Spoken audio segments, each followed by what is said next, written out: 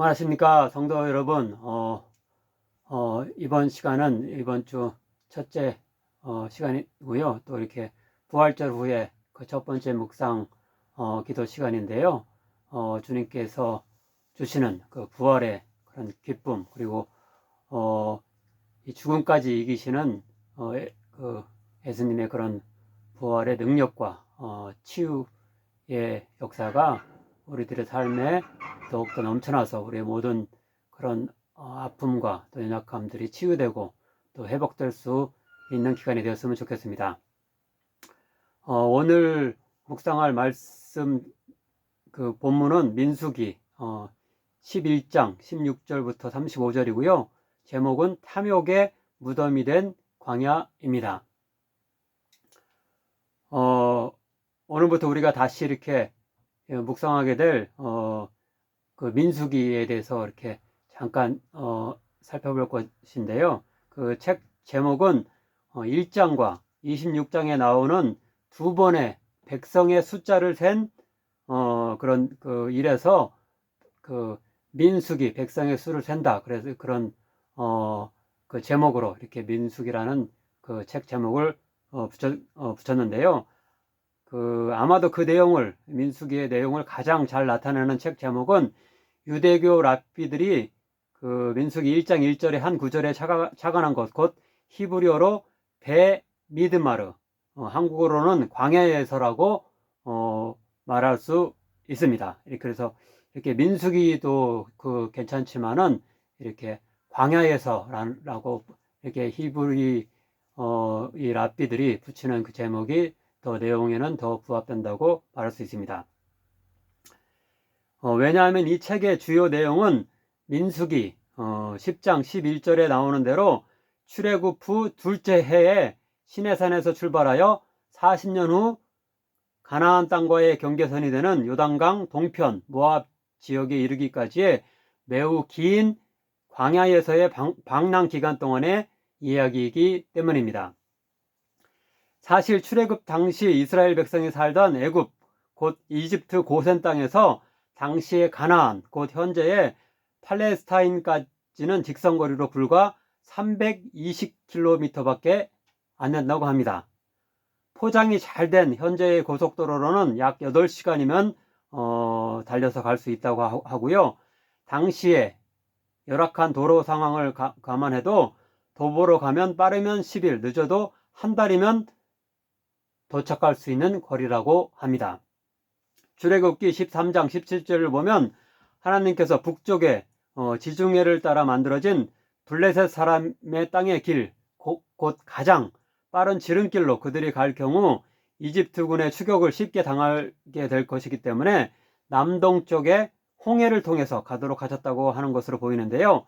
이렇게 홍해를 건너서 광야 지역, 즉 시내 광야와 바란 광야, 그리고 신 광야 등에서 이스라엘 백성은 무려 40년 동안이나 유랑하는 광야 생활을 하고 나서야 가나안 동편 모압을 거쳐 그곳에 도착할 수 있었던 것입니다.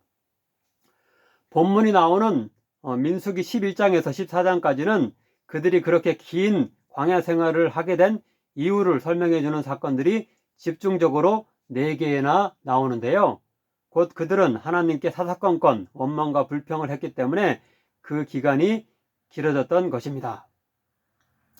신명기 8장 2절부터 9절은 광야 기간은 하나님께서 그들을 자녀를 징계하는 일 같은 것으로서 그들에게 말씀에 대한 철저한 순종을 훈련시키는 기간이며 그 훈련을 통과할 때 비로소 넘치는 축복의 약속을 성취할 수 있다고 교훈합니다. 내 하나님 여호와께서 이 40년 동안에 내게 광야 길을 걷게 하신 것을 기억하라. 이는 너를 낮추시며 너를 시험하사 내 마음이 어떠한지 그 명령을 지키는지 지키지 않는지 알려 하심이라. 너는 사람이 그 아들을 징계함 같이 내 하나님 여호와께서 너를 징계하시는 줄 마음에 생각하고 내 하나님의 명령을 지켜 그의 길을 따라 가며 그를 경외할지니라. 내 하나님 여호와께서 너를 아름다운 땅에 이르게 하시나니 그곳은 골짜기든지 산지든지 시내와 분청과 샘이 흐르고 밀과 보리의 소산지요 포도와 무화과와 석류와 감람나무와 꿀의 소산지라. 내가 먹을 것에 모자람이 없고 내게 아무 부족함이 없는 땅이며. 아무쪼록 민수기 묵상을 통해서 현재 우리가 광야와 같은 척박하고 고생스러운 시기를 보내고 있다고 하더라도 이스라엘 백성과 같이 불평하는 것이 아니라 하나님이 주신 연단의 기회로 알고 더욱 단단한 신앙인으로 단련되어서 예배해 놓으신 풍성하고 영광스러운 축복의 자리에 하루라도 더 빨리 도달할 수 있는 우리 모두 되기를 간절히 축원합니다. 본문에는 광야에서 이스라엘 백성의 두 번째 불평과 원망에 대한 하나님의 대응과 심판이 나오고 있습니다. 34절은 이때 그들 중 많은 이들이 죽는 심판을 받게 되었고 그 일이 발생한 장소를 기브롯 핫다아와라고 이름 붙였다고 했는데요. 그 뜻은 성경 각주의 번역대로 탐욕의 무덤입니다. 그들이 애굽의 노예 신세에서 해방되었을 뿐만 아니라 가나안 땅에 가서 강성한 나라를 이루어서 이렇게 살 수 있다는 축복의 약속까지 받았음에도 불구하고 그 중간에 거쳐가야 할 잠시의 절제와 순종을 훈련하는 광야 생활을 인내하지 못하고 하나님에 대한 감사와 벅찬 기대감이 아니라 정반대로 애굽에서의 생활이 더 나았다고 하며 탐욕을 부리면서 원망을 했기 때문에 이렇게 탐욕의 무덤이 되었던 것입니다. 4절부터 6절입니다. 그들 중에 섞여 사는 다른 인종들이 탐욕을 품음에 이스라엘 자손도 다시 울며 이르되 누가 우리에게 고기를 주어 먹게 하랴.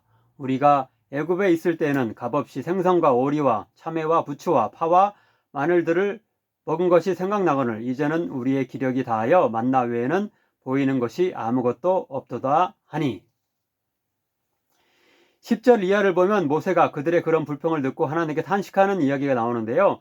그는 젖먹이 아기와 같이 계속하여 칭얼대며 무엇을 요구하기만 하는 백성들의 태도에 지쳐서 더 이상 그들을 이끌 수가 없으니 차라리 죽게 해달라고 하나님께 탄원합니다. 14절 15절입니다. 책임이 중하여 나 혼자는 이 모든 백성을 감당할 수 없나이다. 주께서 이같이 행하실진대 구하옵나니 내게 은혜를 베푸사 즉시 나를 죽여 내가 고난당함을 내가 보지 않게 하옵소서.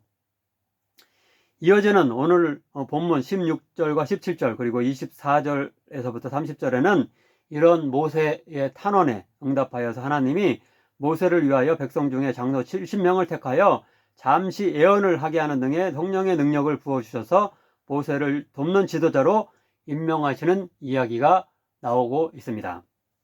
또한 18절부터 23절 그리고 31절부터 35절에는 고기를 원하는 백성의 원망에 대하여 하나님께서 메추라기를 지면 위에 2규빗 곧 대략 90cm나 쌓일 정도로 많이 이렇게 엄청나게 내리게 하셔서 그들이 한 달 동안 질리도록 먹게 하시는 역사를 일으키셨는데요.